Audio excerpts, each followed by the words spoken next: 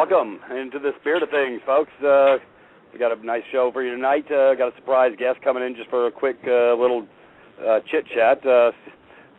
Miss Mary's coming in to bless us with her presence for a little bit, and we're really excited. And anyways, folks, for all those that have been having a little bit of problem on getting on privatist.me, we now have pretty much it posted on every page, just no matter what door you sort of come through. If you come in through the front door with Blog Talk or Freedom Reigns, it can be copied and pasted if you need to. We got click-on icons pretty much everywhere. So for those who didn't get their books to come to class tonight, I think I've hopefully covered all the doors as far as letting everybody in to come to class, because got some excellent documentation and information on the banking system that everybody will want to download it as a PDF for their desktop so they can really get a grip on really how this system actually works. Anyways, are you there, Miss Mary? Nope. All right. How are you doing today? Really? I am through? How do you like that? I never heard anybody say anything to me. Well, I know you're a young lady, so the Miss moniker, I didn't mean to label you as a Miss, but I'm always hit or miss myself. No. Anyways, we're getting a little. What? Go ahead. Yeah, we're just getting a little snow down here in Virginia land. Well, I'll tell you, it's well above freezing here. You're in the Bahamas, right? Yeah, I'm in the tundra. So really weird weather.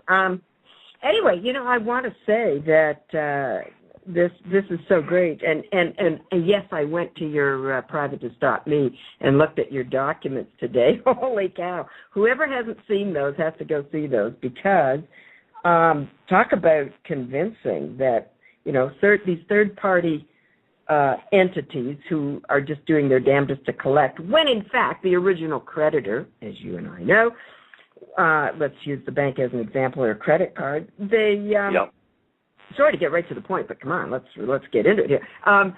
They, not only did they get paid up front because of your signature, where they accessed the trust and got the credit and monetized it for themselves and for maybe for us, but the others, then they want your cash all along the way, and then if you default, supposedly, then they get insurance. They collect insurance on that, and then on top of that, I know I'm stealing your show, but I can't resist it. No, hey, let her rip, sweetheart. Hey, because they've been hearing it from me. I want them to hear it from the other side of the fence.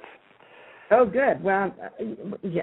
What fence, by the way? But anyway. It's the Peter side of the fence, but they've heard Peter say it 100 times. But it's nice to have a fresh voice actually clarify and verify exactly what I've been saying all along. And I wish, please do share. So they collect, so originally they collect from the trust, then they collect your payments. Then if you supposedly default, then they collect on the insurance, and then they sell it to a third party for not a lot. We know it's not a lot, but nevertheless, they can hardly ever, how could they possibly prove a loss? Like if you write them a letter and say, go ahead, I'm game, prove your loss. Well, that's even to the original creditor, but for the third party debt collector, well, where did he even come into this? That's, how I describe it to people is I say, if you owe me $100 and you're kind of avoiding me, and I send my friend to your door, and my friend says, hi, I'm here to collect $100 for Mary, what's your first question? Your first question is going to be, well, who in hell are you? Yep. Because why would you trust anybody who says I'm collecting on behalf of? Unless, of course, that friend has a letter signed by me, addressed to you personally, that says, hey, remember the $100 you owe me? Well, I'm sending my friend here named Sally, and not only is she going to prove to you who she is, she's going to prove that I am asking her to collect on my behalf. But they can't do that. They never do that. Oh, yeah, they phone and say, I'm calling on behalf of whatever bank. Really? Prove it. Put it in writing, prove it. But the real issue is since when does the guy answering the door have any kind of a contract with Sally, my friend? Yep. It's just impossible. So you say, well, gee, I've checked all my papers, and I don't see any at any time when I've ever done any business with you. So now you're going to have to prove I have a contract with you. It's so far-fetched, it's laughable. But your documents make it so damn apparent, it's hysterical. I mean, when the Attorney General goes after them, I love it. Oh yeah, I was really I was really excitable boy on that because everybody up that I work with, I was working a pipe fitting job, and they were all laughing at me and saying, "Oh, that's a student loan. You'll never get them out of your pocket." I said, "Oh boy, I love a challenge." I said that just fired me up, and I went for broke. And because, matter of fact, the conversation with the third-party interloper attorney was, by the time I got done, she was asking me if I was an attorney. I said, no. I told you what I said. I said, no, I'm better than an attorney. My hands aren't tied. And she just sort of just shut up. And everybody around the table at my work was sort of laughing. Boy, Pete was bringing it. I said, yeah, because it's just a third-party scumbag trying to get in my business. And the point I'm trying to make basically was, folks, yeah, there's nothing to fear when you understand they're nothing but third-party, bottom-feeding scumbags. And I give them this moniker, and I know a lot of people say, well, Peter's nasty, and it gives them the... Well, you know what? It's the same as you coming to my house and stealing out of my wallet like you had some sort of capacity to do such. Because, folks, that's theft. They're taking food off your sisters' and brothers' dinner tables because you think you owe something. But once you know that the original creditor got paid... And that's the whole game. It's game over. So that's why we got to take the presumption, put it upside down, which is a very, very simple administrative process. But if you fail to do it and fail to remove the presumption, that's when they start garnishing and all this other stuff. But once you do what I'm talking about, sweetie, I did $80,000. I let one in the woodpile, and that was the student loan that I forgot about after 3 years. And guess what? Next thing I know, my employer's I'm getting my paycheck, and I'm saying, what the hell is this crap with a student loan? I said, I never received no correspondence from these clowns. I would have shut that door, had I. But guess what? I remember seeing something 3 years earlier, and I left it alone, and they found me, and they come through the back door. It's a lot easier to beat them on the front end because they have no contract. They have no proof. You don't have to worry about arbitration or going to court. And if you do it on the front end, you can remove all the presumptions very, very simply. And you know what? You're no longer low-lying fruit, and they don't want to talk to you anymore. So but I let one through. That's one against me, but I said I can get them out of my pocket. Everybody just looked at me and laughed and said, yeah, right. And so there, folks, for those who haven't seen those documents, those who haven't come on and signed up at privatist.me for free, the curriculum's posted. It's directly on the curriculum page, on the home page when you sign in. So you need to sign up on privatist.me, and you can see my documents. You can see the check they gave me back. You can see it was for a student loan, because everybody who's from the show me state, that's what I like to do. I like to show you. So here's your irrevocable proof. And, yeah, it's not Photoshop, folks. You can tell. It's great. And I want to say, but I'm trying to find something here. Just a second. I know that there's something. I think it's just connected with CRA up here, where, but it could be any third party. Well, somebody's going to correct us on this, I'm sure. I'm just looking it up. But this requirement to pay that CRA sends you, because you reminded me when you said 3 years ago you got this letter and you just sort of forgot about it. But so what CRA does is send a requirement to pay. Well, those things were outlawed just about 20 years ago. They repealed any third-party collection for requirement to pay. Well, what happens all the time is banks, not only do we get requirements to pay, but so does the bank. Well, when the bank gets it, they just steal your cash. When in fact, if you can come up with this repealed, and it's somewhere. If anybody needs it, email me and all. But in other words, it hasn't been in existence for nearly 20 years, 1994, which means the bank's on the line for the cash. You walk back into the bank, show them this, say, fork over, because you should never have stolen my cash. And by the way, if you don't put the cash back into the account, I'll sue you personally. Never mind the bank. I'm suing you personally. So, but what I'm trying to check right now is if it's any third-party debt collector or if it's just a CRA requirement to pay. And let me just have a look. But you go ahead and talk while I look. Well, yeah, hey, let me share with you, now that you're on that subject, my employer technically was on the hook. A matter of fact, I was just talking about it right before I got on the call with Brother Michael, and it was Shaw Group, Inc., and I'm going to mention them. Shout out to Shaw Group. I think they got sold out anyways, but they were a $1 billion company, and they were giving over to the third-party bottom feeder without my permission or consent. If anybody wants to go look at my document, their so-called withholding order, it's laughable. There's no social on it. It says me as a debtor in all caps. No signatures, folks. It's like me sending you a withholding order from my friggin' typewriter, for crying out loud. If you look at the document, it's totally laughable. But technically, my employer would be on the hook if I wanted to come round robin, because they gave over amounts to a third-party debt collector who then I proved didn't have any right to be collecting from me, because I put them in the box and ratted them out to the state attorney general's office after I gave them the 30-day notice, and they failed to respond. So technically, and I asked my employer, I says, what the hell y'all doing giving away my money? I said, I didn't sign, I have no contract with these clowns. And so just on that level alone, I really would have had a lawsuit all day long. I just, when you get busy in life, you do 12-hour days at work of fixing, fitting pipe, you're tired. So the last thing you're thinking about is suing. But technically, you know what, I had a hands-down case all day long. Wow, that's great. Well, the docs are glaring. I think it's hysterical. I'm still looking for this, revised statutes. I suspect, all right, I found it, but I think it's across the board, but no, I think it's just tax. Well, anyway, good enough, even if it's just tax, because how many of us have received requirements to pay, where CRA's coming after you, so you just go into your bank and say, oh, by the way, I got one of these, and if you get one, well, you might just want to take this into consideration. Like, do it in advance. Don't wait for them to steal your cash. Do it in advance. Right. If you get what's called an RTP, you move quickly and go into your bank and warn them.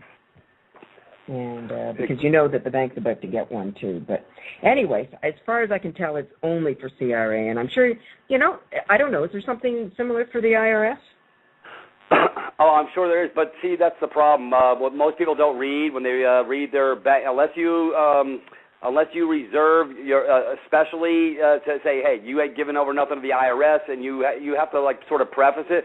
It says on pretty much every bank statement or bank when you sign up to a bank, they say basically they can give over to you've abandoned it. They can give it over to the IRS or whoever, and that's why I haven't had a bank account since 1995. I said, I'm not playing this game no more. I don't sign up for giving over my funds to any third-party intervener. And the IRS is nothing but a privately held corporation. I got the 3-page document on incorporation of them. I can prove that to anybody as well. So it's all corporate bunch of whores stealing from the masses, literally. Well, I'll bet you, I'm certain that you're accurate about opening a bank account, and I'm sure that that's similar here too. Now we have to say, okay, if we're opening a bank account, then we have to line out. Well, of course, if you line it out, they say we can't open your bank account, but I still contend there's got to be then a way to sign the docs or the account card. Boy, I can remember when I first opened a bank account. I'll bet it was 1959 or so. And Mary, now you're making me feel real young now. I think I was 10 years old. So okay. So I don't think I had to show anything, say anything, do anything except put my name on a signature card. I'm Mary, and that was all there was. And they handed me a little passbook. That was it. But now I think we have to be a little cagier. So I wonder, what about signing everything beneficiary? Because if we know that it's the trustee who handles all the accounting, then except for this, I haven't thought this through. I just thought of it right now. But magically I'll come up with the answer in the morning, But there's got to be a way out of that and still open an account. And it might just be showing them this law. Oh, by the way, I don't mind your taking cash out because I know you're going to do it anyway because you're bloody thieves. But just want you to be aware of this because you might get sued. You never know. Of course, if you threaten them, they say, get out. I don't know. It's been a long time since I opened an account, although I did open one with my son a couple of months ago. Oh, he hates me. And that is because I said to the banker, whilst he was pretending to read the docs, by that I mean my son, and I said to the banker, when somebody comes in for a loan, where does the money come from that you lend? Like, from where does the cash that you lend originate? And he said, well, from the other customers. And I said, oops, you'd be in violation of the Bank Act if you lent out somebody else's money. Sweetie, and I've got that, by the way. Yeah, I've got like 19 different cases that says the banks can never loan their depositors money. No, I know. So then I said, okay, so well, now let's try that again. Well, that's Right. when my son taps me on the leg and says, Mom. And I said, come on. Somebody's got to learn something here. So I said, let's try that again. He said, well, no, the bank. And I said, well, you mean the bank's profits, like chairman of the board, like you mean the stockholders, all that stuff? Well, yeah, I don't think they'd go along with that, because what if you lost it? No, they won't let you lose their cash. So where do you think it actually comes from? Well, that's when my son just kind of goes berserk, and so I think, well, maybe I'll shut up this time. But then, I was dying to send the banker a letter. Remember me? I was in yesterday. You don't know the answer to this question. But I've since distributed all those questions. You know the questionnaire, it kind of flew around a few weeks ago about, questions to ask your banker. Oh, they're a riot. So I took down a few I got some beautiful questions that I'll know I'll never get the answers. I already know the answers before I ask, Mary. That's why I like asking these type of questions. Right. That's why I posted the Secret Banker's Manual for everybody to read. So, folks, if you haven't gone over to Private.me and got your free PDF, the Secret Banker's Manual, this is a certified public accountant forensic specialist who uncovered this, and he breaks it down with the gap principles and all the stuff. If you don't know what those are, you need to go read it because it's huge. I mean, it will melt your brain, but it's beautiful. It's only 75 pages. But, because they hypothecate everything out of thin air. You know it, I know it, and now the masses are fixing to know it. It's about 67 pages too long for me, but anyway. I'll read it to you as a bedtime story on Skype some night. It'll put you to sleep. I think I read a lot of it a few years back, but it's boring as hell. But you get the drift. In other words, right. They're and they're trying to steal your labor. That's the bottom line. Exactly. Like I say, yeah, they didn't tell us the tricks is for kids side of the story, and this is what I'm trying to help other people get their minds right because they're afraid of the third-party debt collectors. Folks, it's time to have some fun, and that's where I'm going. Yeah, Mary, you're going to love my documents that you'll be getting attached very soon for Canada A, and you're going to really, I think, get excited because they're never going to answer anything on this document. And after that, the game's pretty much over. That's how I, like I say, beat the 80,000 on the front, and I let one through. So, well, it's everybody shies. Everybody says, the collection agents are calling, and I say, well, what do you say? No, I don't answer it. I think, well, let's have some fun. Come on, why not answer it? And when they ask for the name, you say, well, I'm the beneficiary of that trust. It sounds to me as if you probably want to talk to the trustee. Is that right? Well, they don't have a clue what they're talking about, right? Right. So anyway, though, you could say, I just want to give you a little bit of information just before I pass you over to the trustee who will deal with this with you. But I want you to know that I know this because, and you can say, my dad's a banker or something like that, or my uncle was an attorney. I always have fun with that. And then say, did you know that the bank that you're representing has actually been paid 4 times? 4 times the amount that you're collecting. So they got paid, first of all, when they went into the trust account. That's how I know you want to talk to the trustee. But I'm the beneficiary, so I really can't talk to you. But I can tell you this, kind of like secret stuff, And then they got paid when the foolish customer actually paid in his labor. And then when the customer woke up and quit paying, then they collected insurance on that account, and then they sold it to you. So you actually got stiffed because you know what? You're never, ever going to collect another penny from me. So goodbye. Exactly. And that's why if anybody looks at the third-party correspondence, we are merely trying to collect, but they never have a contract with the original creditor. That's the tricks is for kids. That's why they say, oh, you owe us 1,000, give us 200, and we'll call it a day. That's because there's never a valid contract. They're not they infer they're representing the original creditor, but they're just third-party bottom feeders tricking you to come play in the game. So we just got to put them to bed and remove the presumption, which is very, very easy to do. Yeah. Yeah, and the other thing I say to them when they say, well, sometimes, if you can have some fun just by admitting to being the name because, it doesn't really matter at this point. Right. And then you can say, did you? And they say, well, you owe something on this. And then you burst out laughing. Did you buy a bad debt? And I've done this. And they hang up on me. Oh, wait, here's my favorite one, and this really will make them hang up. You say, well, Ms. Brown, are you at work right now? Well, yes, I work for whatever, ABC. Oh, are you at your desk? Yes. At your computer? Uh-huh. What are you wearing?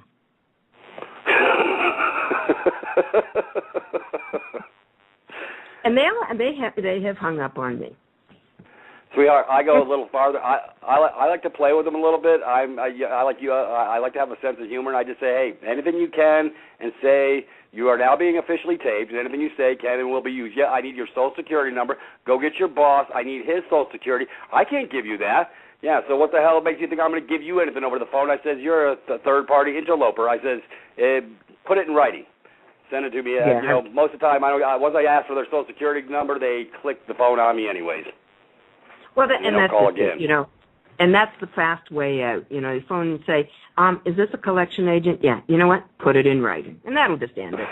Don't call me until you've written a letter. And by the way, make sure it's signed, and also copy of whatever it is that makes you think you and I've done business. Right, that we have a contract. Yep, you remove the presumption. See, it's so simple. And there's nothing to fear but fear itself once you understand it's already been paid in full from the insurance. So guess what? And that's any type of debt, really, from medical debt, old car debt, because they tried beating me for $5,000 on a Suzuki. And I told them, send me the valid contract I have with you, and I'll need to see the contract you have with Ford and all these other clowns. And I never heard from them after that because they knew it's just the Tricks for Kids hour.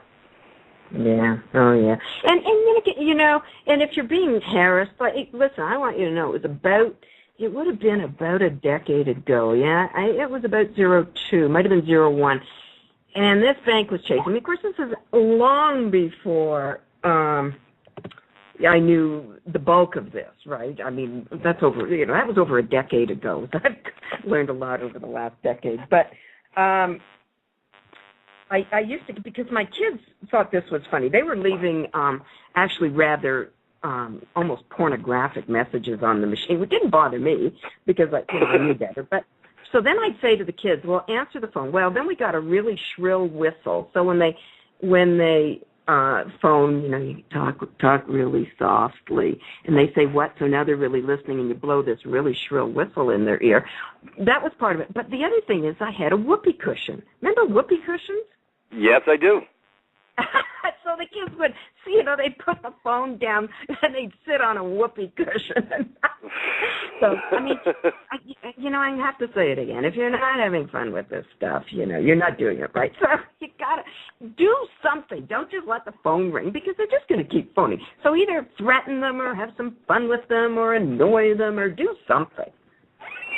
Exactly. It's just really, really simple. And, folks, well, that's what I'm going to explain over private. This is when I do my private calls on Thursdays because I'm going to cover this stuff specifically, and you can really have some fun with this. And that's, like I say, they have no clout. They just intimidation. Matter of fact, I just posted today the FTC beat the brakes off of some clown outfit down in Houston, Texas, third-party bottom feeders. And it was a beautiful thing. Yeah, see, folks, it's just, like I say, they think they got a contract with you, and you're going to remove the presumption. But you get to have some fun. Like I say, Mary says on them calls, let them call, and then you tell them, hey, everything you can say will be used against you in a court of law. What's your name? What's your Social Security number? And they click on you, and they never call me back after that. Yeah, that's a good idea, because then they just know they're going to get quizzed, and so that's kind of the end of it. Yeah, the real drift is to get them to go away because they're not a threat; they're just annoying. But I would really like to tell them: do you know that your client has gotten paid 4 times? Do you know that? Because I do. What's that now? I missed the question. I got sidetracked by somebody Skyping me. I know it wasn't a question. I was saying, isn't our job to educate as many of these twits as possible? And so it might be a good idea just to ask, do you know that your client has gotten paid 4 times for this alleged debt? Do you know that? Because I want you to know that I do know that. They'll jump up and down and, make obscene remarks and stuff. But just say, well, I'm just giving you some information. Take it or leave it. But, yep. The whole point of whatever it is we do is put them out of commission. Right. Well, like I say, it's my job to make these people go get new jobs and do something of substance instead of bothering my brothers and sisters. And now I have a special administrative package that's going to do that for everybody. Yeah. Well, yeah, and that's the other thing is when they do put stuff in writing, that's where you want to put something really cool in writing back to them. Yep. And you're gonna like what's coming, Mary. You'll be one of the first ones getting posted when the package comes out. I'll show you. I'll send you U.S. Ink's package. It'll be your Canada Ink will be parallel, and it's going to be a beautiful thing because this is where we live. And Michael and I like having fun with documents, and we just like asking stuff. I want to make it so arduous when they see the red box and they see the UPU at the bottom and all this other stuff that they sort of have an aneurysm and just say, no longer low-lying fruit. Leave this one alone, because that's the way I played before when I had to administrate on my own behalf for the $80,000 when I lost my cable company and I was living on the cards for a year. Everything went sideways, and I had to dig in deep, quick, and fast to find out how to get the pain, because they were beating my brakes off pretty good until I understood it was all one big sham. Well, that's the horror of it, when you find out that you never owed these twits a penny. Never. But yeah, and imagine what's going to happen when enough of these damn companies get your letters, like just en masse, like hundreds. Yes. Well, I want to make 1,000. I want to. Yeah, that's what's going to have to fight, is when they continue to get these letters, like just reams of them, like the Santa Claus bag, full of these letters. And each of these companies, when they, before they even open it, they go, another one of these. And they're just going to have to write off all these alleged customers. And pretty soon we'll just put them out of biz. Right, and that's a beautiful thing. On that note, Mary, I know you had other pressing issues for the evening. Did you want to hang out after the break, or did you need to take care of other things succinctly? I probably got about another 15 or 20 minutes, so I'll see you on the other side. Anyways, welcome back, folks, with Mary bringing some love, Peter bringing some love in the spirit of things, because, folks, that's where we live, in our spirits, and it's really been a very nice call so far. I really appreciate Mary coming to the fold for a couple minutes tonight and sharing some love, because, hey, folks, it started with her. Like I say, I call her my teacher in a Skype. I says, the teacher appears when the student is ready, and I brought my books, I brought my pens, and I took notes, copious notes, and I got the memo. So welcome back, and Mary's going to share a little bit more love about this beautiful thing called third-party interlopers. Love. I'm sharing my rage. It's all love, sweetheart. We share the love here. I'll try and look at it that way. Actually, yeah. No, really. You've actually kind of made a point. And that is, it truly is, and I know you'd say the same thing, it really is our love for our fellow man, because we're tired of seeing him getting beaten up when it's unnecessary. And my friend says, remember to say, and by the way, David Icke says the same thing. In fact, he even wrote a book, get off your knees. Quit thinking they are the authority. I mean, wasn't that also part of my book, right? Remember the old bumper sticker? Question authority? Are we actually doing that? Are we questioning authority? Are we letting these people know, you're just a man and you don't get to tell me what to do. Oops. Oh, you have a uniform? Where did you get that? At Malabar's? So I could have a uniform too. Anyway, we got it. We just have to start. And by the way, I think that was the end of my previous article was, not only no, but hell no. Right. We need to get, this is how we get empowered. This is not warring, folks. This is about taking back your power. Quit laying down and letting some, like I say, some middleman, some monkey in the middle, somebody thinks who thinks somebody died and left him king. That's why, Mary, you love the way I ask cops questions because I bring it, and I get them so friggin' sideways they don't know whether crap or wind their wristwatch. I talk to them, the educated ones with college degrees, and I bring them to the deep end of the drink, and they're drowning. Because they can't think logically. They have no deductive reasoning skills. They have no logical thought process. This is just the way we do things. Yeah, that's what I'm saying. It's all about process. I learned that crap in the military, and I threw that yoke off my back, too. Oh, man. Yeah. Yeah, it really is a case of, and although we have to admit that this is a numbers game, in other words, the more of us there are who are awake, the more clout we have, but we don't need to be together to do this. We just need to be...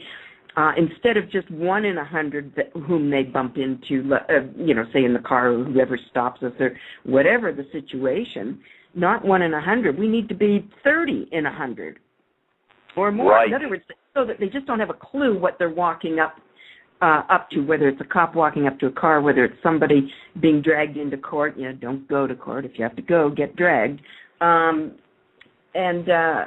Whatever the circumstances, when they really wonder if it's going to be the next one who's going to, show them up in front of everybody else, then they're going to start realizing they're out of luck. The more of us there are, whether we're acting individually or in groups or with whatever the circumstances. And let's face it, in a crowd, only one of us has to know. Right. I hear great stories. Yeah, they're standing there naked before us, Mary. Just the questions we ask in the documents, because that's called not coming with clean hands. See, because they tell us, what do they tell us all the time? Gee, if you have nothing to hide, well, hey, I'm reversing the friggin' polarity here, and if you have nothing to hide, you'll be glad to share with me the account number, the wedding signatures, everything, how it all got in the game, and so I can share the love so I can settle this account. Because I want to come with love and harmony to settle the account. But I'm going to need just a couple things from you, sort of like I talk about on this bond stuff, I need some love. Share the love so I can settle the damn account. I'm coming here with honor. They're in dishonor. They're breaching the trust every day of the week, and we're taking it to a new level. Like I say, you're going to love what is coming forward because we are almost complete for Canada, eh? Oh, that's Canada, eh? And that's great because, the more of these things, the more of these letters that they receive, they're just going to start opening them and just throwing them down. And if it's 1 in 100, well, they can ignore us. But if we all throw out these letters at them, just fire them out and say, yeah, go ahead, prove it, essentially. And they'll realize they're in a losing game. It'll be their demise. We just have to get as many of these letters out to them as we can. Right, and to all agencies. Right, it's a door closing option, folks. Everything is done in threes. Mary, just like we know, they send us stuff in threes. If we fail, then that we acquiesce. So all we're going to do is remove the presumption, and now they got to do some heavy lifting, which they'll never do. That's why you're no longer low-lying fruit, and they don't want to play with you no more. They go after the low-lying fruit. You're the cherry on the top of the dadgum tree. We'll find some other mole that we can get into who can be intimidated by our tactics. That's right. And if there aren't anywhere near as many as there used to be, thanks to our knowing what in hell's really going on, then they're going to be sunk. These things are going to be a thing of the past. In fact, was it you? Was it you, Peter? Yeah, it was. Sent me something. Let me just look here about Texas, where they the fair trade. The FTC whacked them.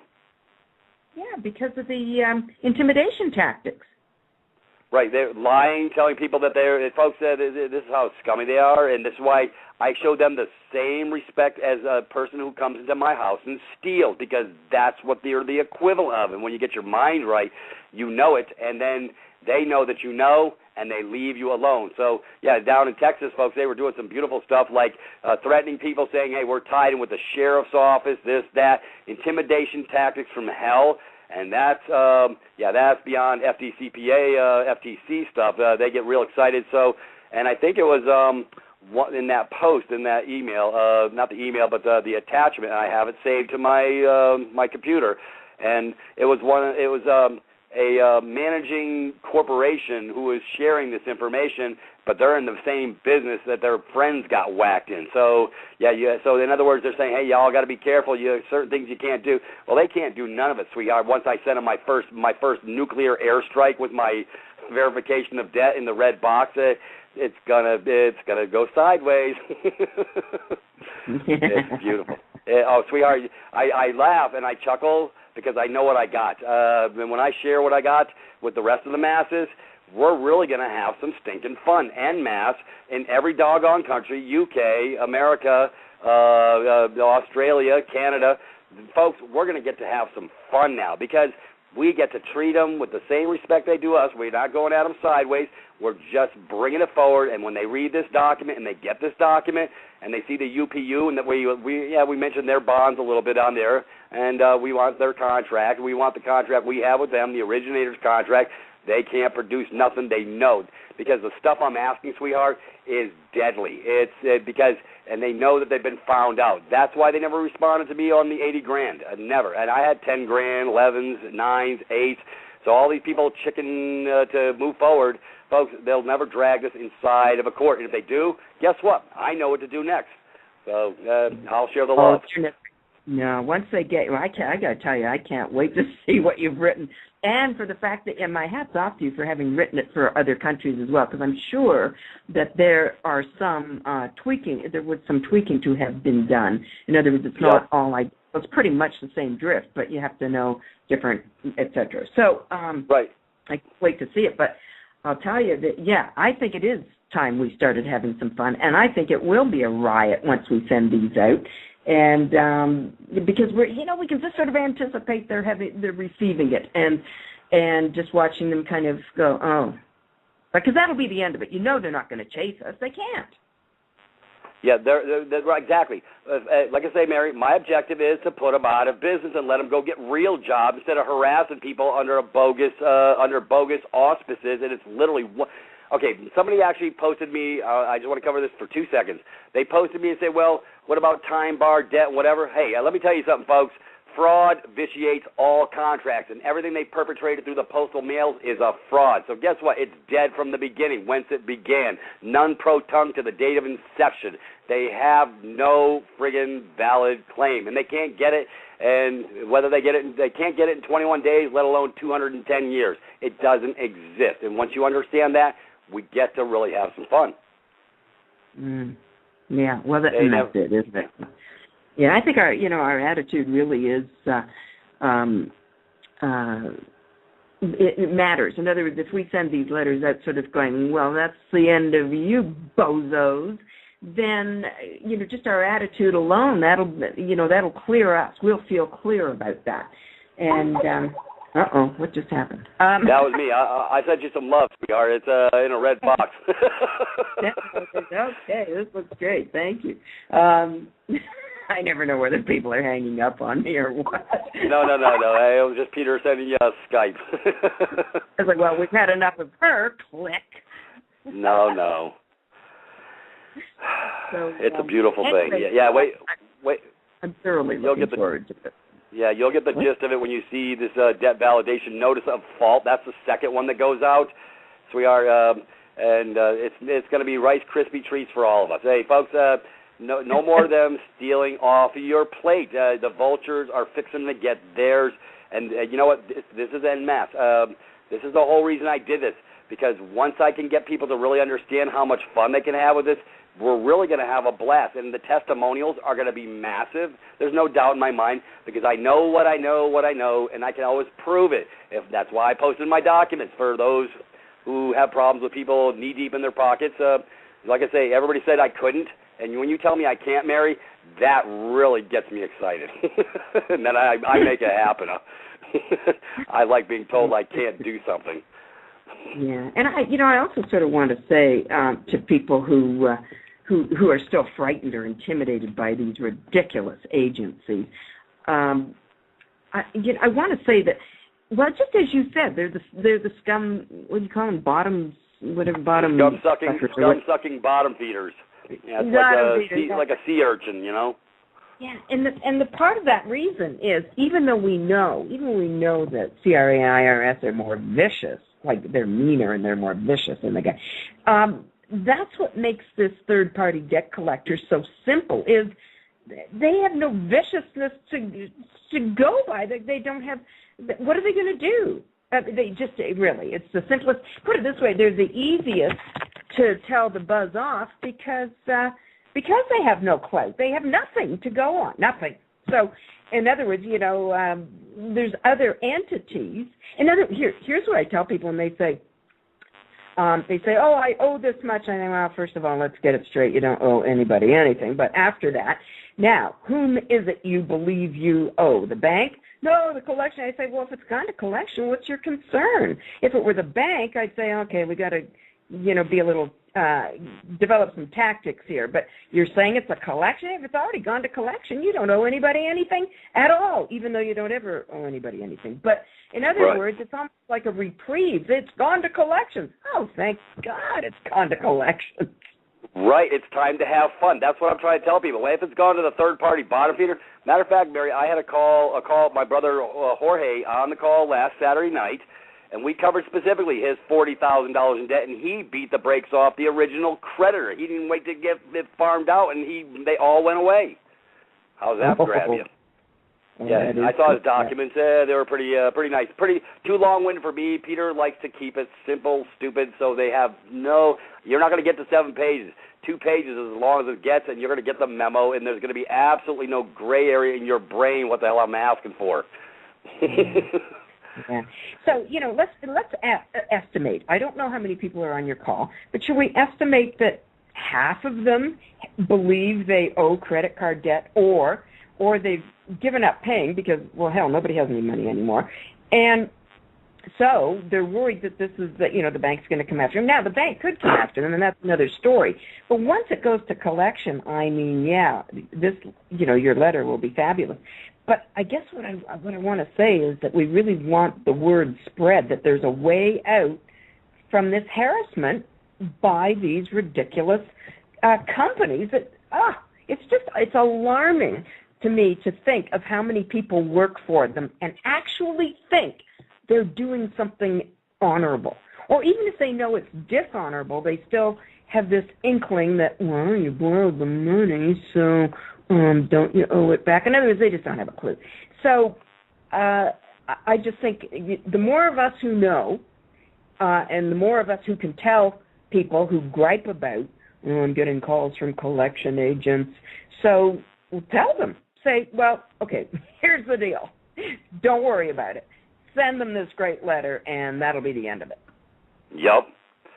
And it really is that simple, folks. I'm not a genius.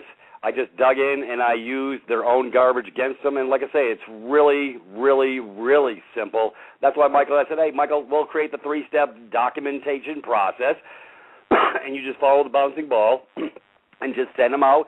Matter of fact, it only takes exactly 30 days. You send a 21, a 3, and a 3. Notice a fault, notice a default. It will never see the inside of a court. I'm telling you, I know what I'm talking about because I never saw the inside of a court. People are running on fear, and once you understand that they got paid in full, you're just getting a third-party interloper. No different than somebody coming to your house and stealing it out of your pocket. And when you get your mind right on that, it really allows you to move forward because you really get it. Mm-hmm. Yeah, and that's what we get stuck between our ears, Mary. Everything starts between the ears. Once you have your truth and it's unrevocable, undeniable, just like I've been proving with my administrative documents and showing and posting things in the banker's secret manual and this and stuff. I mean, if people will just go read it, they're really going to get the memo and they're going to say, hey, it's just a game, and these are just clowns of the circus, and they have absolutely no clout. They're third-party corporations. That's all they are. Mm-hmm. And you don't have no contract with me. I'd like to share it with me, and then we'll yeah. They won't. They're just weasels who can't do anything else. They're kind of like cops. They take them dumb, violent, stupid, okay, we'll take you. You know, once upon a time, being a cop was we shouldn't get onto that. But anyway, it used to be an honorable job, but now it's just they're thugs. Well, anyway, okay, never mind that. Hey, can you share? Well, I know you put a new post on your site. I'd like you to share your site. Give it a little kudos before you roll out the door on me at 8. Please, I know you've posted some really beautiful things, and please share that with our listening audience for a minute. I can't remember. No. You sound like me. I forgot my name. I never know what I'm doing. Never mind what I'm writing. Oh, but I will actually. Okay, I know I said it 2 weeks ago, and it took me another week to do it. But I really do intend to post something else.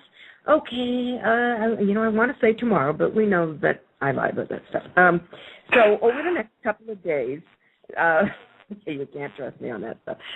Over the next couple of days, I do want to post something, and it's going to be vastly more succinct than my previous, 8 pages. I'm sorry about that, but I just said I had to get it out, and I really don't remember quite. It was about. It was about how they get us on emotion, and actually it's rather fascinating. But anyway, read that one, and it's at spiritualeconomicsnow.net. Don't forget the now, spiritualeconomicsnow.net. And I will post it in a couple of days because it's going to be very brief. It's going to be like the main things we just kind of have to keep in mind all the time. And if that means carrying little notes in your bag with you, then do that. Just stuff to keep in your forebrain sort of thing. And just like with just 3 sentences attached to each little subject. That's my intent anyway. So here's hoping. And yes, I forgot to list your website when I posted that article. So I promise you I'll remember this time. Anyway. So I'll get that in. Yeah, I'm going to see if I can get Deatra, just like we did with Jade when I had her on, to post spiritualeconomicsnow.net on tonight's call so they can easily access what you're posting and seeing what you're cooking at the barbecue. Yeah, it's pretty crazy. Somebody wrote me and said, boy, that's really dark. I said, well, I'm feeling dark. Right. Matter of fact, I'm feeling much lighter now. So, it'll be kind of I don't know. I want to say solution oriented, but we'll see. Anyway, I know it's in my head. It'll show up. Anyway. Yep. Well, I've been sort of getting ready as I've been talking. Yes, I can do those 2 things at once, but I can't do anything else. Anyway, so I should mosey unless, okay, well, wait till the break. Okay, that's 5 minutes. So what do you want to talk about? Well, I know that, like I say, you were the pioneer that started all this, and now it's getting gravitational pull. See, you never know when you throw your rock in the pond what type of ripple effect it's going to have. Some damn Yankee might grab on hold of some information and actually run with it. Well, I do get a lot of over the years, of course, thousands, but even to this day, I would say I get at least 1 email a day from someone who says, "I just finished reading your book. Good grief! I knew something was wrong." Or sometimes it's, "I had no idea, but boy, have you wakened me up." Or yes, I suspected, now I know, so now I can tell my friends. Or I even get, I know this because I read your book, and my friends are giving me all kinds of trouble because, they just want to stay the same, right? So, well, then I say you make new friends. Right. You don't want to hang out with dumb people, eh? Yeah, hey, my family members, they don't want to get the memo. So, usually it is your own family, direct, immediate to you, that doesn't want to hear it because it challenges their false paradigm, and then they might have to take responsibility for their actions for buying off on a false ideology, and that's what I've found out over the years. I love my family members, but they really, really don't want to get it. So I love you, but yeah. Well, it's the you're never a prophet in your own land. But you know what it really is, and I figured this out because I've asked a lot of people who knew me prior to my writing my book, did you read my book? Now, don't get me wrong, many have. But I know why. The ones who haven't, I know why they haven't. And that's because they think they know me. Well, it's true, they do know me. But they don't know the side of me that they don't want to know. So they don't read my book because then they know that they're going to discover something about me that they don't know. And when people think they know people, they don't really want to know what they don't know. Does that make sense? Right. Yeah. Oh, no. They don't want to take the whole enchilada with the cheese sauce and everything else added onto it. Yeah. So, yeah, it really is a case of saying not only no, but hell no to everybody. And by the way, that goes for the cops too. Boy, I'll tell you, I heard a great story last night, and I wish I could give you all the details. But I don't know that I should do that. But maybe somebody will call in to you and tell you the story, because it's really worth it. And it really is, it's standing up for ourselves. It's holding our ground, and that includes to the cops. Yep, they're armed, but so what? Damn it all. Yeah, I know what you speak of, because I got shared with that this afternoon. I thought it was beautiful. Yeah, okay, so we know the story, but, yes, I've been given permission to say it. However, I still think, okay, well, if you know the story, you tell it, because it's really good. Yeah, hey, it's just one of our young members to Private Zombie decided he wanted to ask. Basically, they were out 2 o'clock in the morning, and Deputy Donuts was making their donut runs, and they come into the donut shop or wherever it was, and where they live. Yeah. Matter of fact, and so. They asked them what they were doing now. Anyways, I forget the story now because I'm having a brain fart. Share with Mary. Let me try. Yeah. All right, let me try. So the cop looks over to a group of young men, and said, "What are you doing out at this hour of the night?" As if they should be home in bed, right? Teenagers, yeah. And like any clever young man, they completely ignored him. I know we're running low on time here. They ignored them, and then the cop says, "Hey, I'm talking to you." And our prize man turns around and says, "Are you talking to the dead me or the live me?" Yeah. Because if it's the live me, then you're doing so under your full, unlimited commercial liability, and that's a warning. And that was the end of the conversation. That was it, and he put him to bed.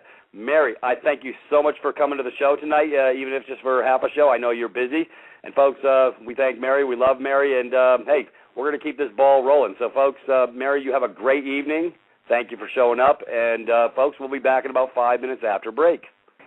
Welcome to round two, folks, In the Spirit of Things. And, if you missed the first half, you can always catch the tape. It's all good. Sister Mary was sharing some love, some really good stuff. I'm going to share with you a little meat and potatoes on the other side of this show, because that's where I live. And I like to give everybody a little bit more clarity. Anyways, we're going to move on. And, we have 872 coming on in. And, matter of fact, Deatra, feel free to let that in. That's Brother Greg from north of me. That'll be fine. I know who that is. If you want to let him through, it's all good. Hello. Hi, Brother Greg. How are you? I'm okay. I'm making a rolled pork roast. I just got done filleting the whole thing into a nice big long strip, and now I've filled it up with all kinds of seasoning and stuff. I'm rolling it back up and put it on the grill in this below zero freaking temperature. Oh my God! Oh yeah. It's snowing down here. I know you're colder than hell, and you need to stuff some of that through the phone for Brother Peter so I can get a taste. Yeah, I don't mean to say it's cold, but I was out running to get a couple odds and ends, and I saw a dog stuck to a fire hydrant. Yeah, I had that. I done the tongue on the metal thing in the winter. My brother's had to pour some water on my tongue to get me loose. Not a good idea. It's been a little chilly, but you got to really think that I'm kind of lucky. I don't know. I know that there's a lot of folks around the world that are concerned about global warming. In Chicago, we're concerned about it too, but we're just concerned that it's not happening fast enough. Yeah, right. Yeah, with 40 below, I did a little stint up in Chicago back in '78 in my Navy. My 40 below with a wind chill was not conducive to where. That's why I had to get to California after I did my tour in Chicago. Yeah, Anyways, so Mary sounded pretty cool. She's got some great insights, and it's wonderful to have her on board. It's great. Yep. Oh yeah, I really appreciate her blessing me with an hour. We were only gonna do a half, and she come in through the door, and I want her to share a little bit of the love, and because this really is not a complex Pythagoras theorem issue that we're dealing with here. It's just you didn't know what you didn't know, and once you do know, then guess what? You can affect change on a whole different level. Yeah. Anyways, the hardest thing I think most people have is it's like you never knew this stuff, right? And then all of a sudden you know this stuff, and it's like, okay, I already took the red pill, but no, I want the blue pill again. I changed my mind. Oh yeah, I waffled for 10 years. I said, am I going into psychogenic shock? I mean, because you argue with yourself back and forth. You're saying, okay, I know what I know is true, but it's like so overwhelming. You just say, okay, I want to go back to Fantasyland because you. Okay, I think you and I talked about this before. I think it comes down to the tree of familiarity. When you're familiar with it, that's all you've known. It's really hard to step out from that box into the new paradigm because the old paradigm is so comfortable, like a comfortable pair of sneakers to pull you back in. They fit good. They're comfortable. I live here. I've lived here all my life in my mind between my ears, and it's not wrecking me psychologically. Well, you gotta break out the paradigm, or else the pain's going to become so great you'll be binded in a whole different level that you never wanted, and say, who died and left these people king? Well, what Mary was saying, kind of like tongue in cheek, a lot of people who have written to her have said, my friends don't understand. As a matter of fact, they think I've sprouted antennas and a third eye, almost, because, you're not the same as you used to be. You used to be so much fun, and now all you talk about is all this stuff that we don't care about. Hey, there's a football game on tonight, man. Let's go watch. No, I got a conference call I'm going to go on. I promised, so, you count me out. It's okay. We'll catch up. And everybody's just like, dude, Right. Well, hey, yeah, it's brother. I don't know if you ever seen it. That movie on consent. I just posted it pretty much in everybody's box. Let me see if I can find it. It's called Slavery by Consent: Understanding the Human Farm.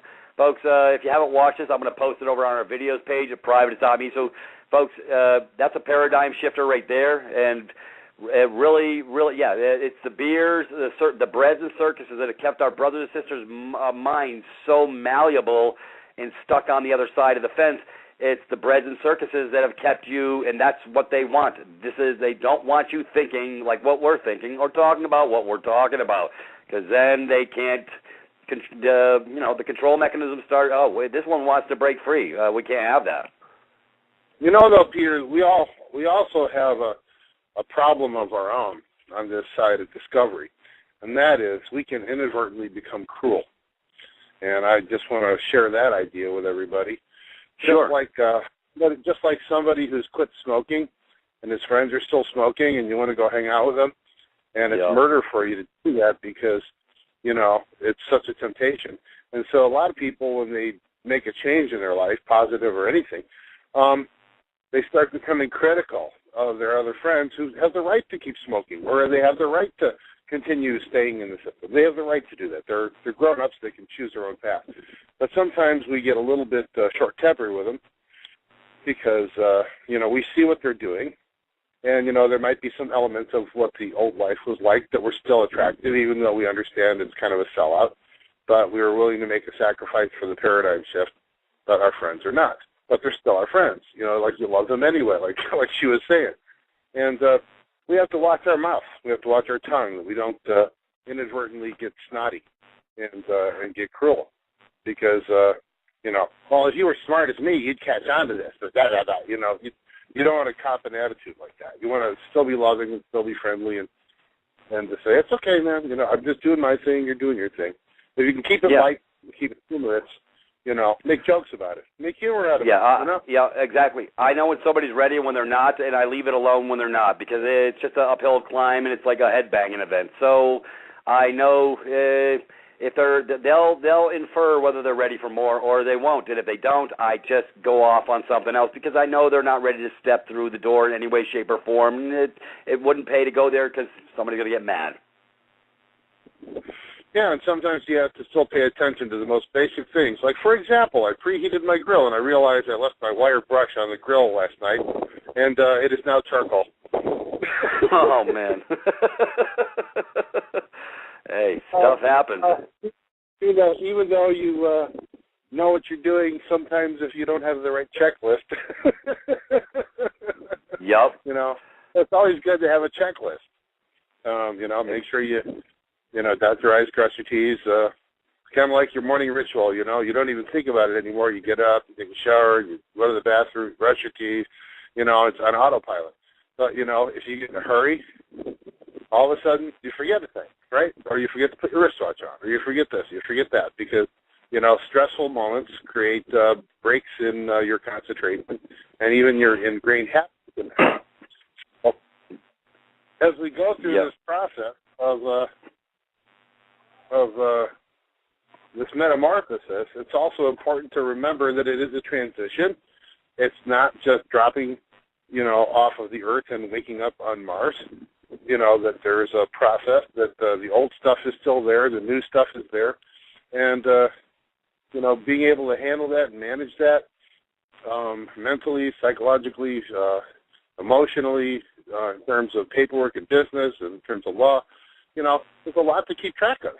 And so everybody should give themselves a break, not be critical of themselves, not condemn themselves if they don't get it right the first time or the second time. It just takes a little bit of time to go from a duck to a goose. Yeah. Speaking of duck, goose, I know my last name. I've been called Goose my whole life.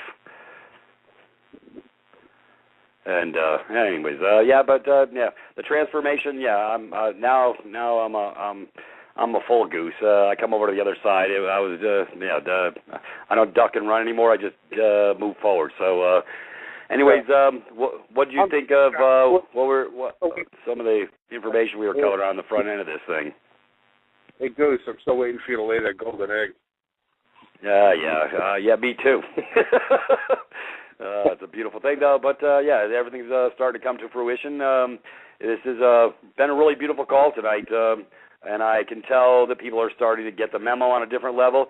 And it just takes a little time. That's why I put posts everywhere, and I try and give everybody a follow the bouncing ball, because it's got to be in digestible chunks. Otherwise, it's like eating an apple pie. You can't eat the whole damn thing at one sitting, or eating a big turkey and then the tryptophan kicks in and you got to go to sleep.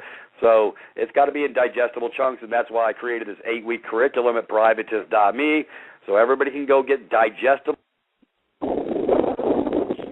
Everybody can get digestible chunks and move forward through this transition. That's why we have audios and videos, and this is everybody's a little faster. Everybody's got different speeds of digesting. So I don't want nobody getting heartburn, but at the same time, you got to move forward.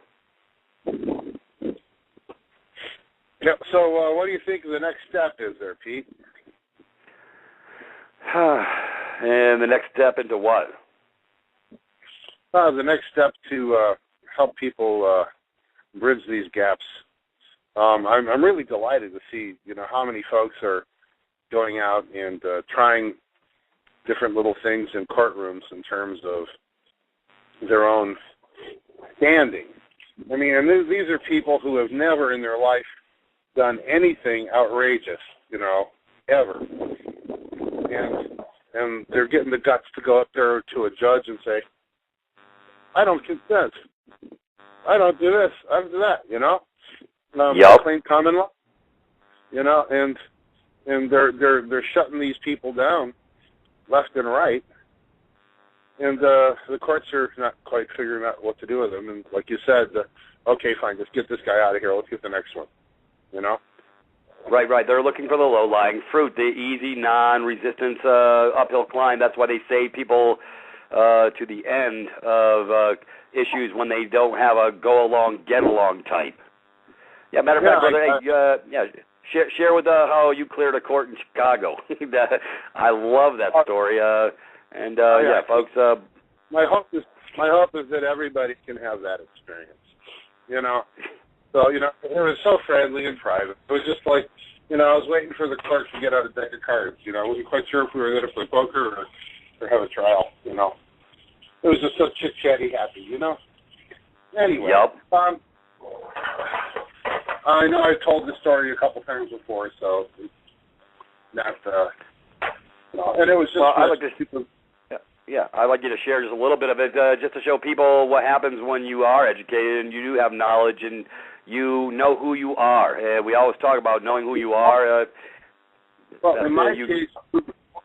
In my case, I think it was turned out being more than knowing who I am. It's knowing who I am and having filed a whole bunch of paperwork with a whole bunch of people so that they had noticed that they know who I was. All right? Because this couldn't have happened if there wasn't something on the books, right? Because before every case, they look you up, believe it or not. Yeah, they research you quite well. Before any case, they know everything about you. Somebody gets paid in the court to go and do all that stuff. So I have been doing this a long time, so for those who understand what these terms are, I've already done my secured party creditor thing and had great advice on how to do that properly. UCC 1 liens, UCC 3 editions, so that, my straw man is, fully liened. In the case anybody has any misunderstanding of what your straw man is, people say, oh, this is this other identity for you and everything. It's all wrong. My personal opinion, what people don't understand is your straw man is the United States of America. Okay? Yep. It is a metaphor for the United States of America.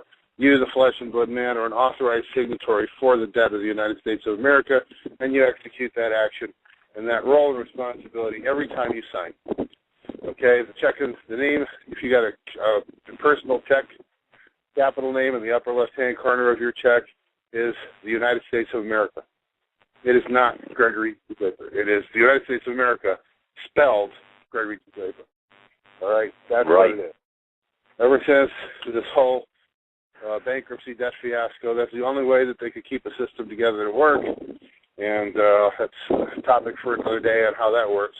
But just understand that you're an authorized signatory for the United States every day you wake up. Period. Yep.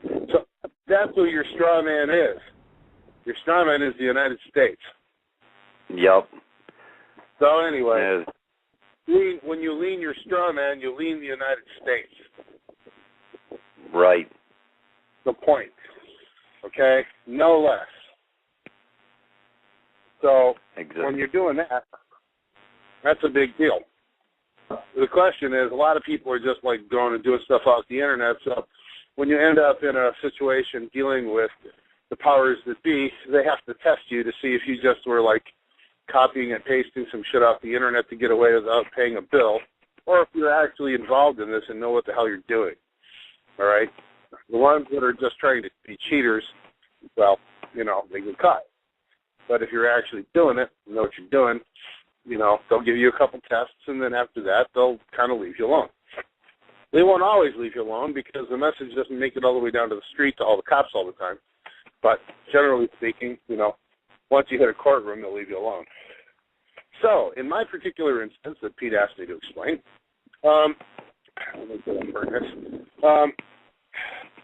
had done all that stuff, and I've been identifying myself as an independent for a very long time. And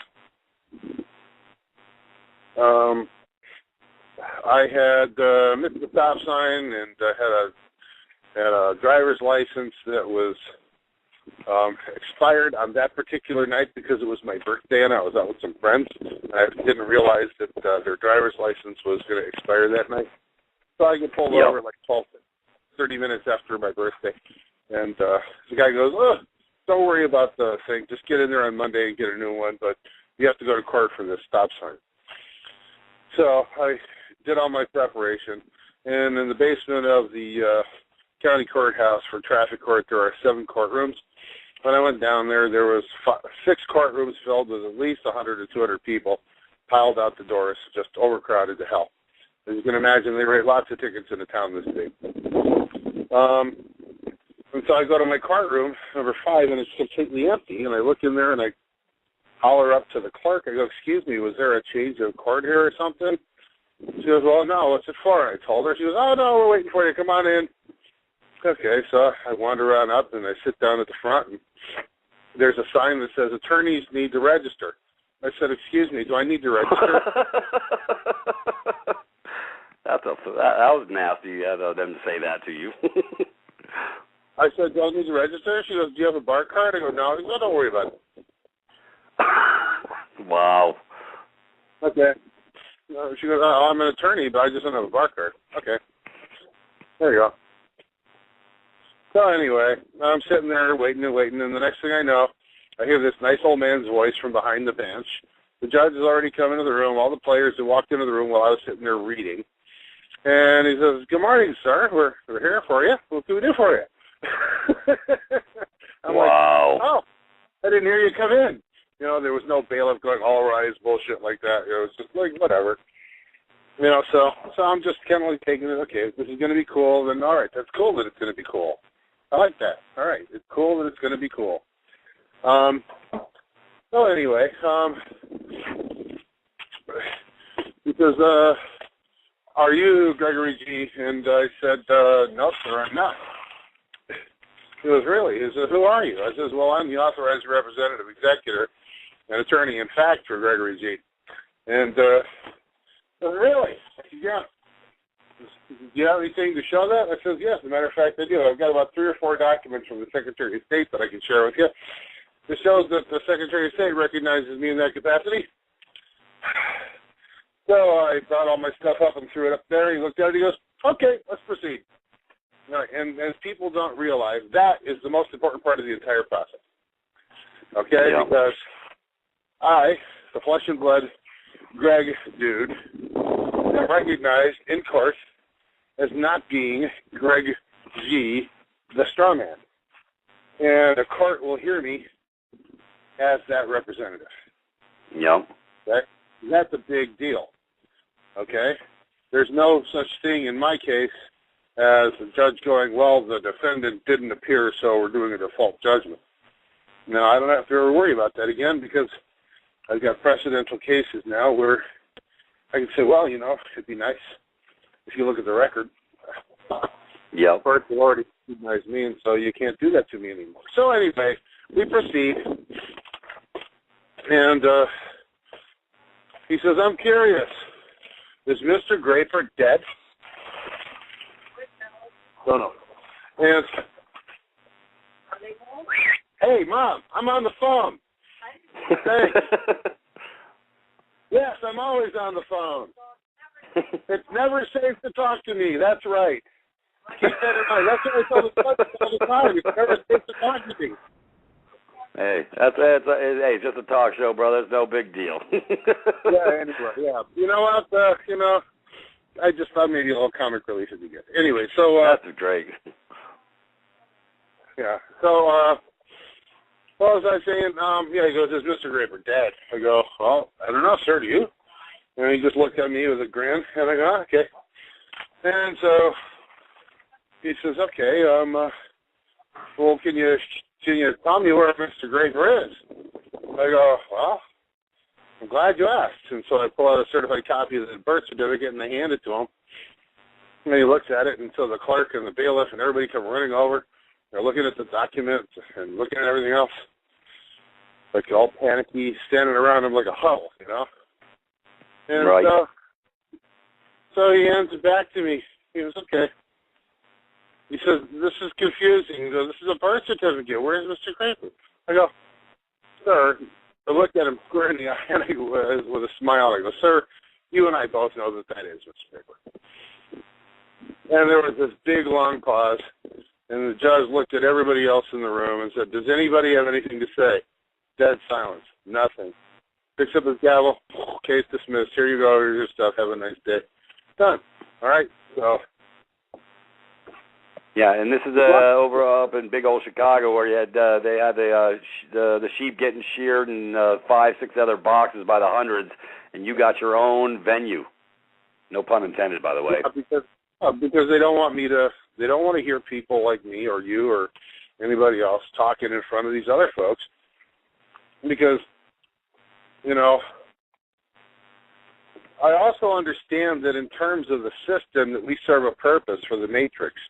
And watching that video that I sent you, that, what the hell is it? Oh, you just said it.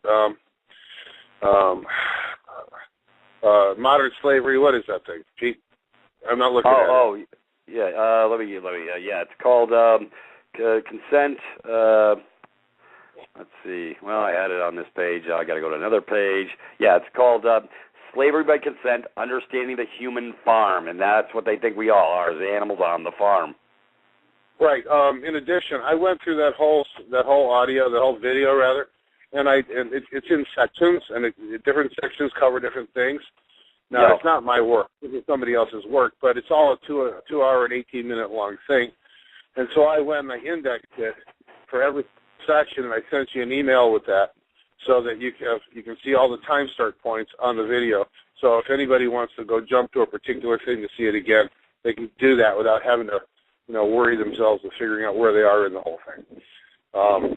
But within that, there was a particular thing that talked about how the farmer is totally happy to have 1 in 1,000 sheep escape.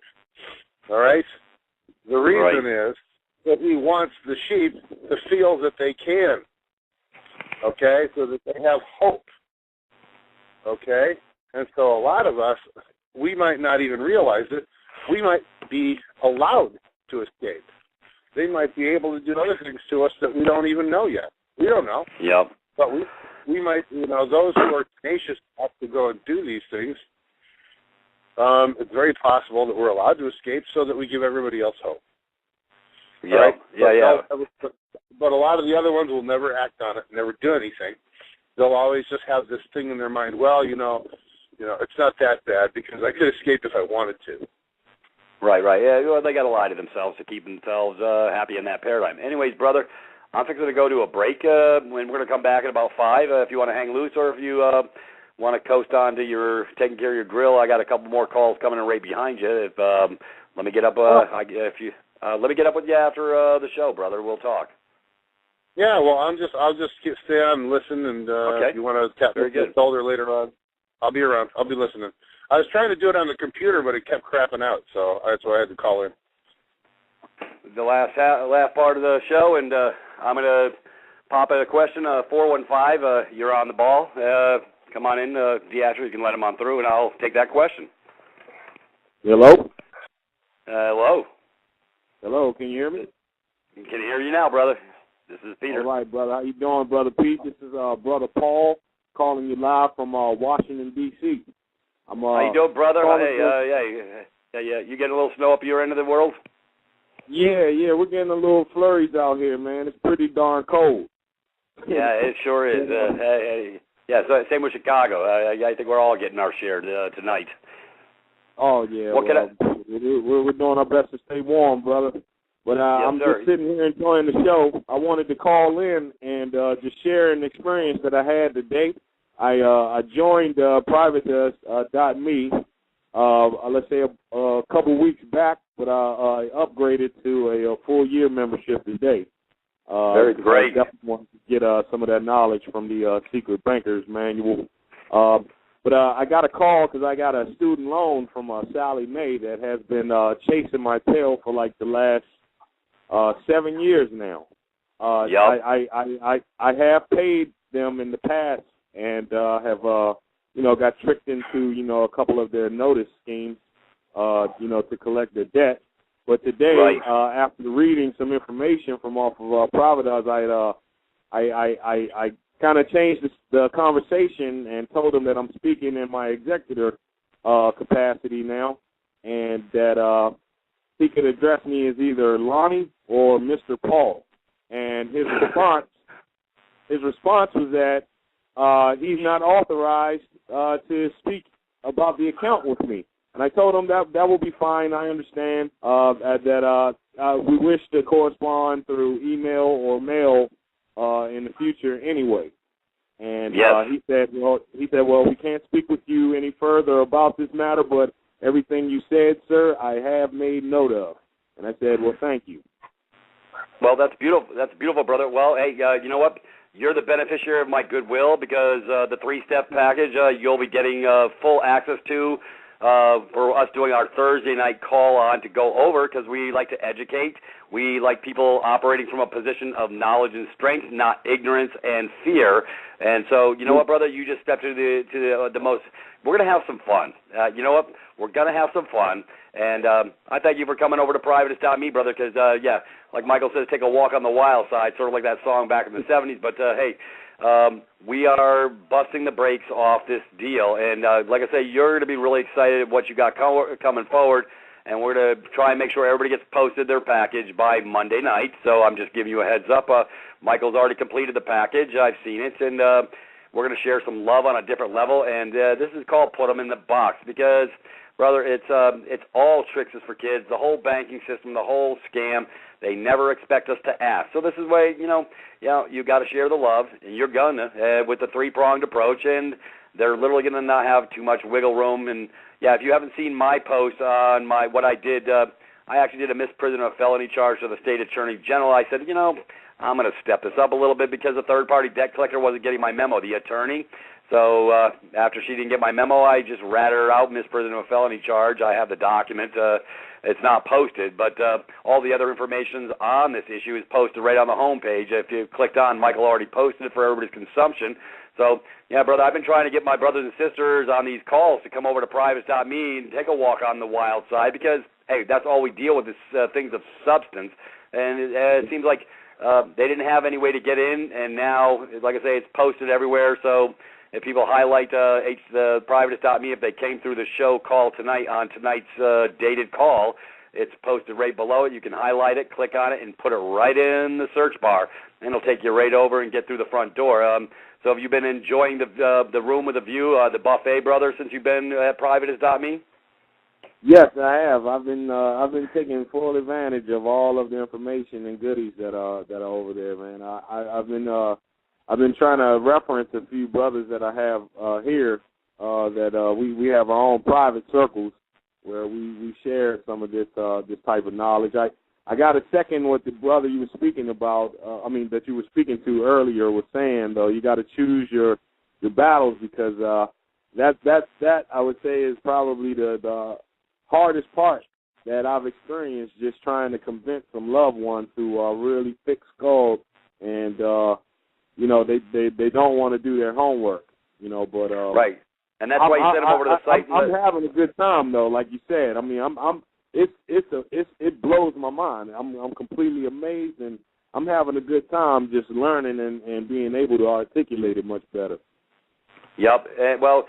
See, that's what clarity does for the mind. It's empowering, and you ain't seen nothing yet, brother. Because hey, you're in for a year, and you got a ringside seat. Because I'm going to be beating the brakes off. I'm going to get into trust law, other areas. So I thank you for coming on the call. I just need to cover a couple things, brother, welcome to the rings. Welcome to my buffet table, and I'm glad you're here. Absolutely, I'm happy to be here, brother Pete. Okay, thank you, brother. I will catch up with you on Thursday night's call for sure. Yes, sir. Likewise. All right, sir. Thank you. Thank you, Paul. I appreciate it. Anyway, folks, I wanted to cover, don't forget we do have a YouTube channel now, and I'm going to be posting some YouTubes myself. So, y'all need to go over to the YouTubes. And, hey, those that want to click not the chip-in button, but the PayPal button to help out, keep Blog Talk Radio Freedom Reigns online. That offer I put out earlier for the 2 cancer books. One is literally covers anything on cancer you're afraid to ask, so that you, and as well as the 1-minute cure. Anybody that does a $10 donation, I'll automatically, when they send an email with the proofs to the Freedom Reigns producer, she forwards them to me, and then I'm going to give you the PDFs, desktop, which no one should be without. Because, folks, we are multifaceted. We're dealing with issues of the day, and your health and physical well-being is definitely high on the list, because if you're not well, then you're going to have problems. But anyways, also on that level, I wanted to cover, I guess, Deatra, did we have one more caller to come in? I could take that, I guess. And then I'm going to cover what's going down, what's cooking at my grill over at privatist.me, because we do have the offer on the table till midnight tomorrow night, and I want to cover that before we get off. No callers. Okay, well, good. That allows me to move forward, folks.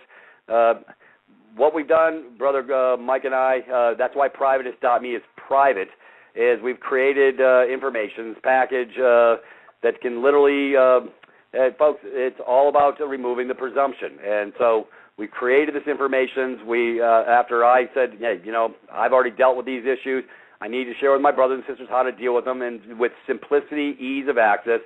And anyways, what we do is a simple, easy, effective 3-step process that stops all third parties dead cold. But until you remove the presumption that you have no contract with these folks, and I'm being nice calling them folks, they think you have a contract by your failure to reply to their offer. So, folks, that's why we created this package, so you can reply to the offer and remove the presumption. Anyways, once they send you an offer, you must respond with a simple counteroffer of your own called verification of debt letter, which we put in the beautiful red box for you now to effectively create your counteroffer, which they must respond to, but they never will. That's the beauty.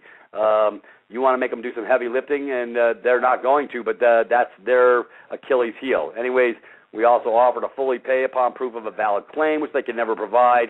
Anyways, their failure to respond to your counteroffer means that they now have no wiggle room to move forward for failure to respond to your counteroffer. This is the stuff you're not supposed to know. Like Mary and I talked on the front end of this call, they don't have any capacity. They think they do, but you've got to put it to bed, and that's why we created this package, so we can take the pain away from your door, so the bottom feeders they well realize that they no longer have clout to deal with you. Anyways, the minute you send your counteroffer, the clock stops until they verify the alleged debt, which they'll never do. And the reason we red box your counteroffer is because it makes pretty much everything you're asking for on your document to settle the account by your counteroffer to be non-negotiable. What that means, well, first of all, that's actually in their own rules of 4, rules of 8. And your new offer to contract will force them pretty much into an untenable situation, because they're not going to be able to answer any of the questions. That's the way I make it. Anyways, they're operating from a position of 100% fraud, and they know it. So everything under the rules of 4 falls under insurance, because when you defaulted on the original credit card contract or whatever, they collected on that contract in full, and that debt was now fully paid under the insurance contract they had on your original contract. So, folks, why would you want to deal with a liar, crook, and a thief who bought it for 6 cents on the dollar? He gives you the impression that he's in bed with the original creditor, for lack of a better word, but they're not, because matter of fact, so we ask them for that contract. Anyways, we have fun with this, folks. It's really, really fun. Anyways, they then effectively sold that non-existent debt to that third party, the original creditor did, to usually a debt collector attorney or somebody who they bought the account to see if they could trick you into the game, folks. That's all this is tricks. And once you understand that, that's why this process is so powerful. It's extremely effective. It worked for me, for mine, except I let one get away, but I put them in the bed, in the box as well. Anyways, when you do your counteroffer to remove the presumption immediately, so as to having no gray areas that you do not have a contract with them, they must respond, but they never do. Like I say, you take away their Achilles heel because they'll never respond. And when you red box it, it means you're asking on your new contract offer, and it becomes non-negotiable because it is red box, not like an instrument, but it's forcing them to answer what you're asking. Anyways, nobody knows about this technology. We just started covering this recently. My brother Greg has shared this with me. Anyways, this is what makes this so powerful. They will never see the inside of a court. Anyways, for those who haven't signed up over on privatist.me, there's probably a lot of new ones who've never even been in the portals, but yeah, we created basically for the annual membership that everybody that came in between now and midnight, actually we were supposed to close it tonight, Anybody that comes over to privates.me, they'll get the package for free because we really despise debt collectors. And we all want to have fun, and we want your testimonial. And you're going to be a testimonial if you use the package. Anyways, I'm going to go into it real deep tonight. So if you haven't come on over to the buffet at privates.me, this is where you're going to want to come. Folks, this package is we made it simple.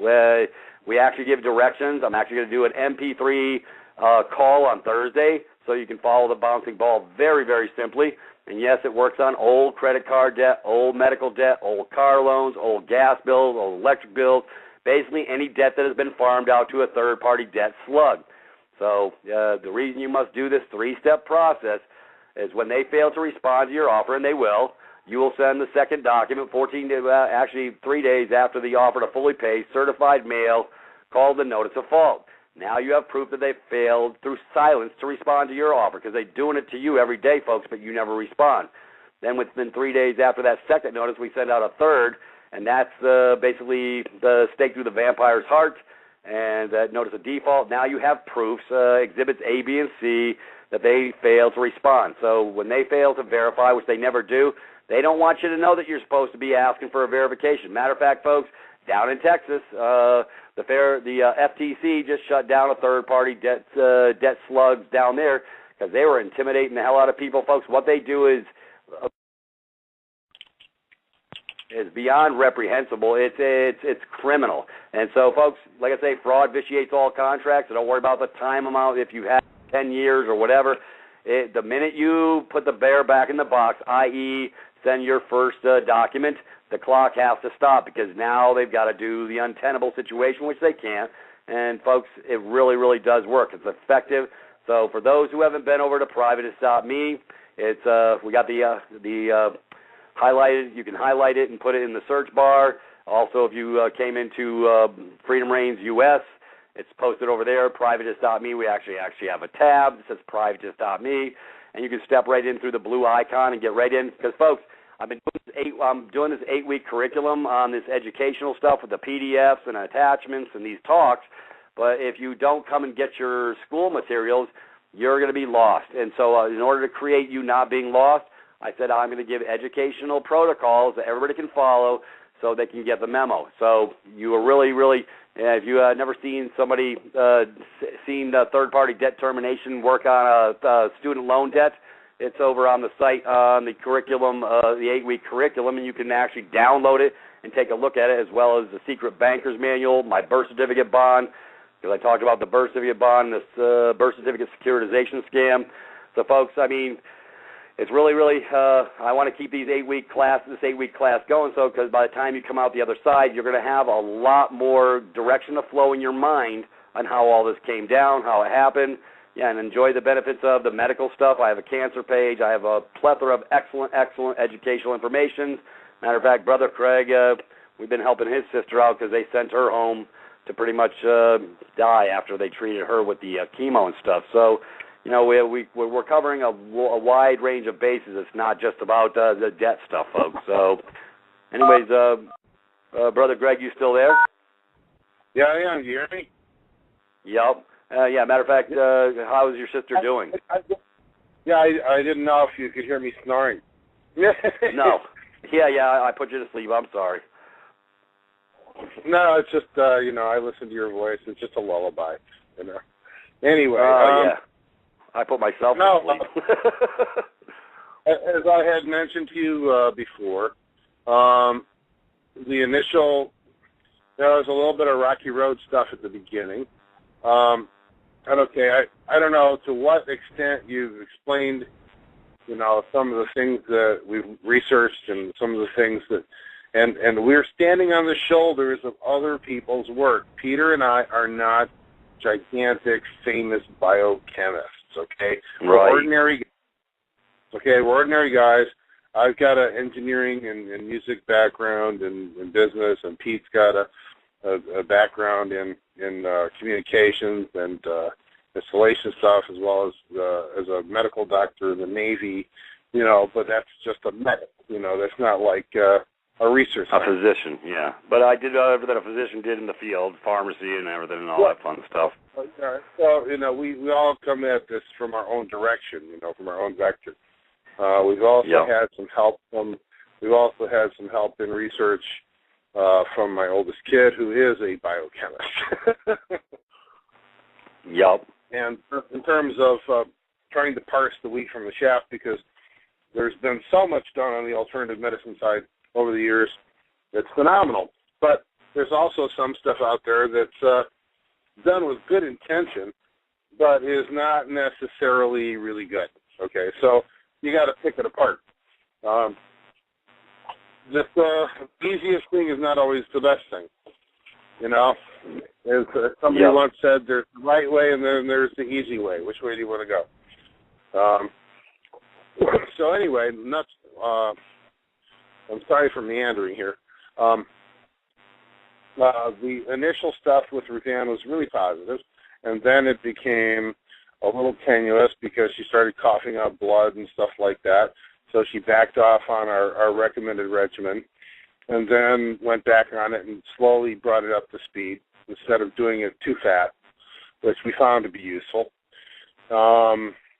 She went in and had a CAT scan and an MRI, and it is, you know, absolutely true that the doctor said that the tumor is shrinking and that she's feeling better and has more stamina and everything else, as well as there's an artifact or a side effect, if you will, that at the bottom of her, this is a lung cancer issue, at the bottom of her lung that's affected, there seems to be like a pooling, collecting of something there that the doctors couldn't figure out. My oldest son speculated that it's probably the material from the tumor, you know, breaking loose and falling apart. It has to go somewhere, and gravity, you know, goes down, you know. And so they took her off antibiotics, and so we just had her amplify her consumption of fresh garlic and garlic tablets, which has a fantastic antibiotic effect on the human body. And so that was this week, and so we're waiting to see how that does in terms of getting rid of whatever this little extra collection of stuff is that's collecting in the bottom of her lung. But in fact, the MRI and the CAT scan indicated that our regimen that we have her doing is shrinking the tumor. Okay, and they had sent her home to die in 6 to 12 months. So it is it is a positive. It is positive. It is awesome. You know, somebody would call it a miracle. But if anybody wants to learn more about the details of what we're doing with respect to our sister and lung cancer, I'm sure we can share that off call. As well as the fact that just keep in mind that the National Institutes of Health just gave the folks over at the University of Arizona a $2 million grant to continue to prove that baking soda kills cancer in women's breast cancer and women's lung cancer. Because they already proved that it's true. Now they're giving another $2 million to quantify it. Yep. And our standing joke is, let's all run out and empty the shelves at all the grocery stores of all the baking soda, because when this thing hits the street, it's going to become a controlled substance. Yeah, right. God forbid if it was 3 cents a dose, we got to make it $30 a dose. We got to patent that too. Right. You'll never be able to bake a loaf of bread again, because all the baking soda is going to be in the pharmacy. Yep. Yeah, right. Like a controlled substance. You got to love it. Yeah, I know. They do that all the time. Anyways. Well, like I say, I like to share a success. You know, like I say, because it is, to me, it's a success. Anything, if it's a positive turnaround after like I say, the chemicals really do beat the body down. So to get a bounce back in any way, shape, or form is really, really a positive sign. It's always good. That nebulizer really did help, and I'm sure it did. So, yes. Yeah. And she's continuing the whole process, and, you know, I'm really proud of her because it takes a lot of work. Yep. Well, hey, brother, I thank you for coming on the show, and I'm going to make a segue to, like I say, folks, help Freedom Reign stay online. If you like what you're hearing, you like what we're doing, any $10 donation will be met with 2 excellent PDFs that everybody should have for their desktop. If you don't know anything about 35% food-grade hydrogen peroxide and how it makes your body oxygen-rich and how to dose with it, and it's dirt cheap, and it really, really is effective bringing your body out of acidic to alkaline, you're really definitely going to want to read this. It's simple to follow. It's easy. That's where I live. I'm the simple, easy guy. But based on that, share the love. $10 kicking gets you the guaranteed books for your desktop. I'll send them to you personally from my email. And anyways, share a little love. This is what keeps us going round and round. And for those who are trying to get over to privatist.me, make a beeline. Like I say, we will be closing down. The annual membership gets you the package. It's that simple. But after Sunday night, it's going to be pulled off the table. I'm resorting back to the package as is because, like I say, it took us a lot of time to put all this stuff together. So, this helps keep my webmaster, the lights on and everything else. So, if you haven't been over to privatist.me, like I say, get the free documents. It's free to come into the portals. It's free to get the medical information. It's free to listen to the audios. It's free to watch the videos, Changes on the Horizon, and these other excellent information to give you a little paradigm shift in digestible chunks. And the curriculum is also posted on the front page. So when you sign up and come in for free, yes, you'll get access to the curriculum, the past audios that we're doing on the curriculum, as well as all attachments. So, folks, I tried posting all the privatist.me's and all the portals properly. So, because I know people have had difficulty getting in because we'll have 20,000 on the call and only 2 will come in through the front door. So I obviously must have been doing something wrong. So I just made it a whole heck of a lot easier. Come on in, folks. The water's fine. And with that, go to our YouTubes at Freedom Reigns as well. You're going to love them. Yeah, go ahead, brother. Can you hear me? Yep. All right. I want to say something. With regards to privatist.me and just generally, everybody who's listening, you know that there's a lot of folks out there who basically, don't have a job or do this or do that. And so they start a talk show or they do something else so they can raise some bucks, okay? And, the idea of helping people is secondary to their initial underlying unspoken agenda of making money, all right? I would like to just personally let you know that is not the case with Pete and Mike and Privatist.me. I've known these guys a long time. And I've got nothing to do. I don't have any interest in their operation with that site. I'm just their pal. All right. And so as your pal, okay, I could be like, maybe you can't trust me, but just take it for what it's worth. I know that these guys have the biggest hearts in the world.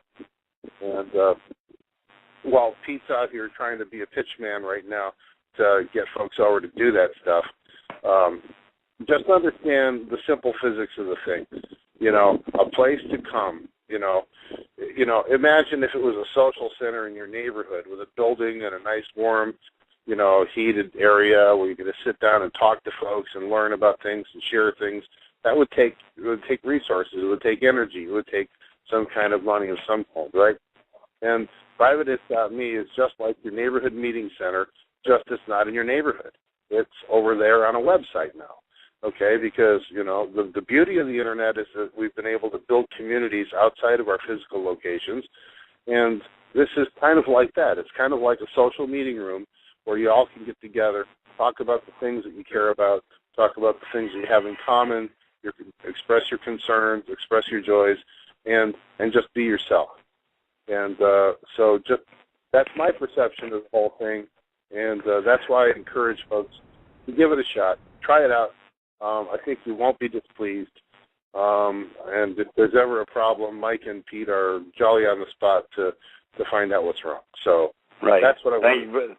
Thank you very much, Greg. And with that, we're about done. And, folks, we're just about the education. That's when you get your clarity, and that's where the paradigm shift comes in. Education, knowledge is power. And at that, Deatra, I'm ready to cut. And, folks, really thank you for coming on tonight in the spirit of things, and we'll catch you on Tuesday. I got to set up what I'm going to be doing for next weekend. You all know if you're on privatist.me, you also get all the emails on what I'm doing next. So, anyways, folks, have a great night. Thank you for coming, and we'll catch you on Tuesday. Have a great night. Bye-bye.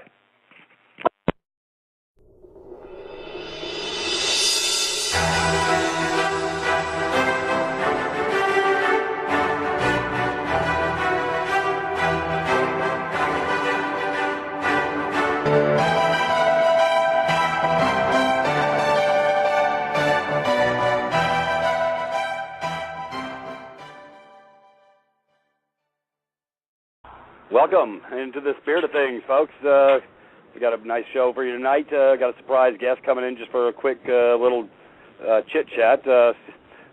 Miss Mary's coming in to bless us with her presence for a little bit, and we're really excited. And anyways, folks, for all those that have been having a little bit of problem on getting on privateist.me, we now have pretty much it posted on every page, just no matter what door you sort of come through.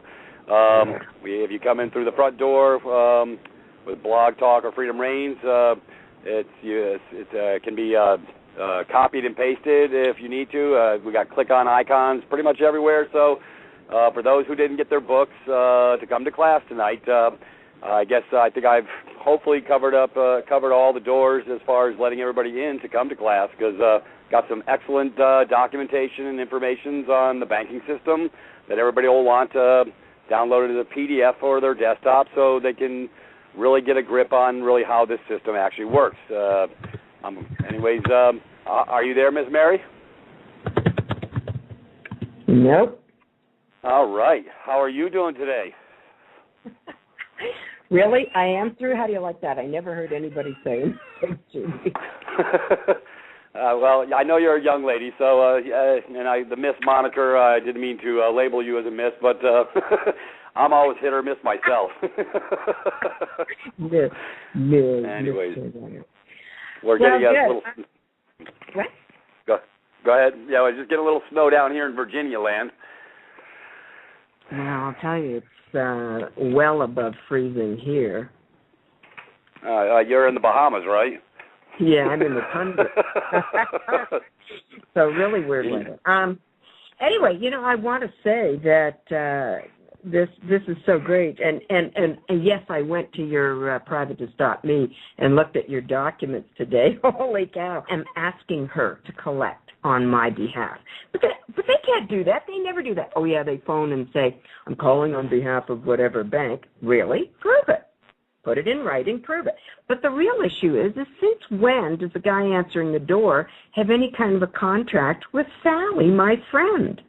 Yep. It's just impossible. So you say, well, gee, I've checked all my papers, and I don't see at any time when I've ever done any business with you, so now you're going to have to prove I have a contract with you. It's so far-fetched, it's laughable. But your documents make it so damn apparent, it's hysterical. I mean, when the Attorney General goes after them, I love it. Oh yeah, I was really I was really excitable boy on that because everybody up that I work with, I was working a pipe fitting job, and they were all laughing at me and saying, "Oh, that's a student loan. You'll never get them out of your pocket." I said, "Oh boy, I love a challenge." I said that just fired me up, and I went for broke. And because, matter of fact, the conversation with the third-party interloper attorney was, by the time I got done, she was asking me if I was an attorney. I said, no. I told you what I said.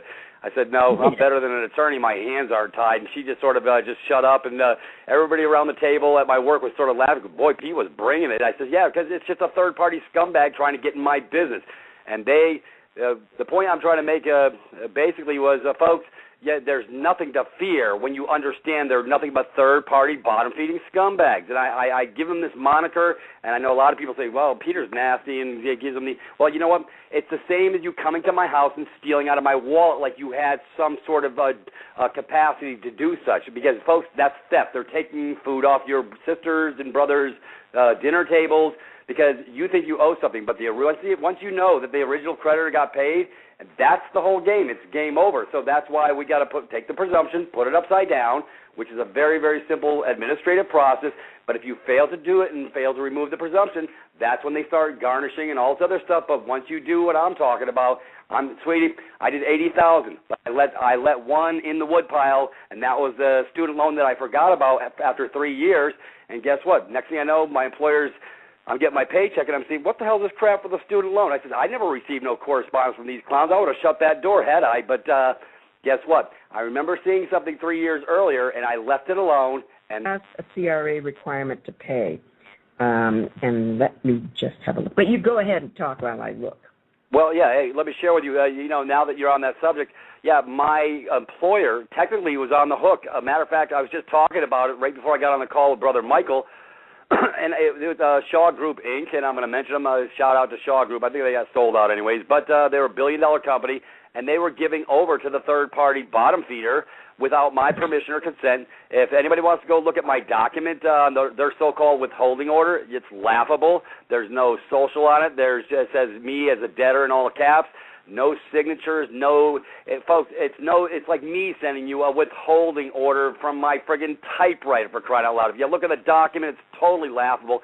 But technically, my employer would be on the hook if I wanted to come round robin, because they gave over amounts to a third-party debt collector who then I proved didn't have any right to be collecting from me, because I put them in the box and ratted them out to the state attorney general's office after I gave them the 30-day notice, and they failed to respond. So technically, and I asked my employer, I says, what the hell y'all doing giving away my money? I said, I didn't sign, I have no contract with these clowns.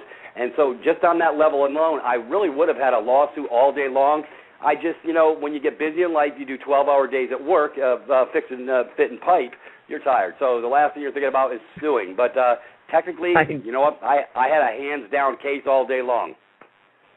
Wow, that's great. Well, the docs are glaring. I think it's hysterical. I'm still looking for this, revised statutes. I suspect, all right, I found it, but I think it's across the board, but no, I think it's just tax. Well, anyway, good enough, even if it's just tax, because how many of us have received requirements to pay, where CRA's coming after you, so you just go into your bank and say, oh, by the way, I got one of these, and if you get one, well, you might just want to take this into consideration. Like, do it in advance. Don't wait for them to steal your cash. Do it in advance. Right. If you get what's called an RTP, you move quickly and go into your bank and warn them. And because you know that the bank's about to get one, too. But anyway, as far as I can tell, it's only for CRA. And I'm sure, I don't know, is there something similar for the IRS? Oh, I'm sure. Whoever hasn't seen those has to go see those, because talk about convincing that, these third-party entities who are just doing their damnedest to collect, when in fact the original creditor, as you and I know, let's use the bank as an example, or a credit card, they, sorry to get right to the point, but come on, let's get into it here. They, not only did they get paid up front because of your signature, where they accessed the trust and got the credit and monetized it for themselves, and for maybe for us, but the others, then they want your cash all along the way, and then if you default, supposedly, then they get insurance. They collect insurance on that, and then on top of that, I know I'm stealing your show, but I can't resist it. No, hey, let her rip, sweetheart. Hey, because they've been hearing it from me. I want them to hear it from the other side of the fence. Oh, good. Well, yeah.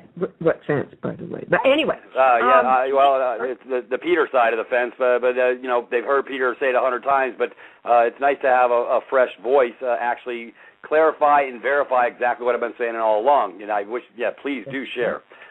So they collect, so originally they collect from the trust, then they collect your payments. Then if you supposedly default, then they collect on the insurance, and then they sell it to a third party for not a lot. We know it's not a lot, but nevertheless, they can hardly ever, how could they possibly prove a loss? Like if you write them a letter and say, go ahead, I'm game, prove your loss.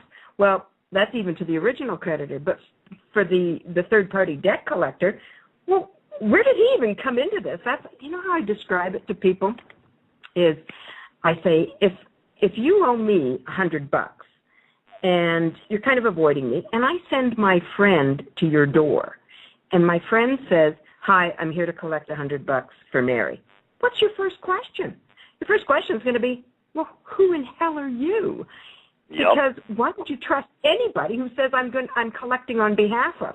Unless, of course, that friend has a letter signed by me, addressed to you personally, that says, hey, remember the $100 you owe me? Well, I'm sending my friend here named Sally, and not only is she going to prove to you who she is, she's going to prove that They found me, and they come through the back door. It's a lot easier to beat them on the front end because they have no contract, they have no proof, you don't have to worry about arbitration or going to court. And if you do it on the front end, you can remove all the presumptions very, very simply. And you know what? You're no longer low-lying fruit, and they don't want to talk to you anymore. So But I let one through. That's one against me, but I said I can get them out of my pocket. Everybody just looked at me and laughed and said, yeah, right. And so there, folks, for those who haven't seen those documents, those who haven't come on and signed up at privatist.me for free, the curriculum's posted. It's directly on the curriculum page, on the home page when you sign in. So you need to sign up on privatist.me, and you can see my documents. You can see the check they gave me back. You can see it was for a student loan, because everybody who's from the Show Me State, that's what I like to do. I like to show you. So here's your irrevocable proof. And, yeah, it's not Photoshop, folks. You can tell.